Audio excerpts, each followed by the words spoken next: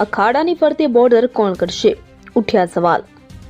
ખાડામાં પડવાથી લોકોના ભોગ લેવાઈ રહ્યા છે, પરંતુ તંત્રના પેટનું પાણી નથી હલતું।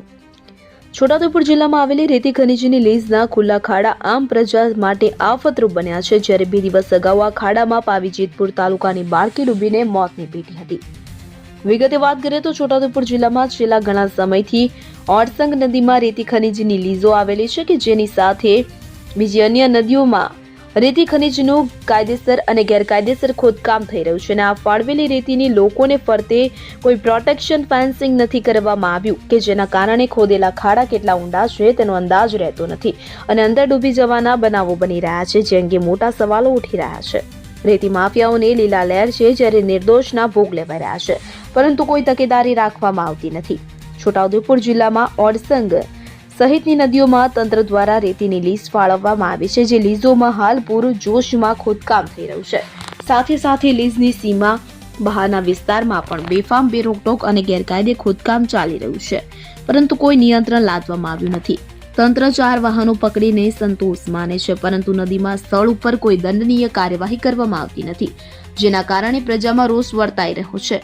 એક તરફ બેફામ રેતી ખનન કે જેની તંત્રને કોઈ પડી નથી, તો બીજી તરફ નદીઓમાં ખોદેલા ખાડાને કારણે લોકો ડૂબી રહ્યા છે, જેની જવાબદારી કોણ લેશે?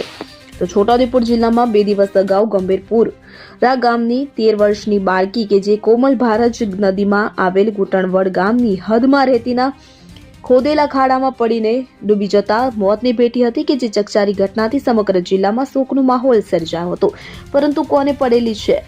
ઉલ્લેખનીય છે કે આ રેતીના ખોદેલા ખાડા કેટલા ઊંડા છે, જે નદીમાં જેસીબી હિટાચી મશીનો ઉતારીને ઊંડા ખાડા ખોદવામાં આવે છે, પરંતુ તેના ફરતે પ્રોટેક્શન ફેન્સિંગ કે પ્રતિબંધનું બોર્ડ લગાવવામાં આવતું નથી, જે નવાઈ ભરી વાત છે।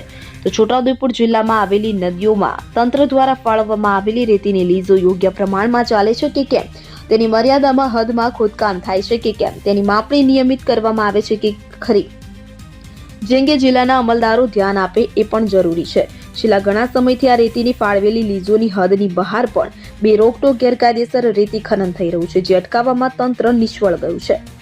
છોટાઉદેપુર જિલ્લાની નદીઓમાંથી રેતી ખનન થઈને પ્લોટ ઉપર ટ્રેક્ટર મારફતે ઠલવાય છે કે જે કાયદેસર છે કે ધૂપલ, તેની રોયલ્ટી ક્યાંથી આવે છે? શું આ રોયલ્ટી સરકારમાં જમા થાય છે કે નહીં, કે પછી બારોબાર સાદી રેતી ખનીજ વગે જાય છે? આ પ્રવૃત્તિ સરકારની આવકમાં નુકસાન કરે છે, જ્યારે ખોદેલા ખાડાને કારણે પ્રજાની પણ સલામતી સામે પ્રશ્નો ઉઠી રહ્યા છે।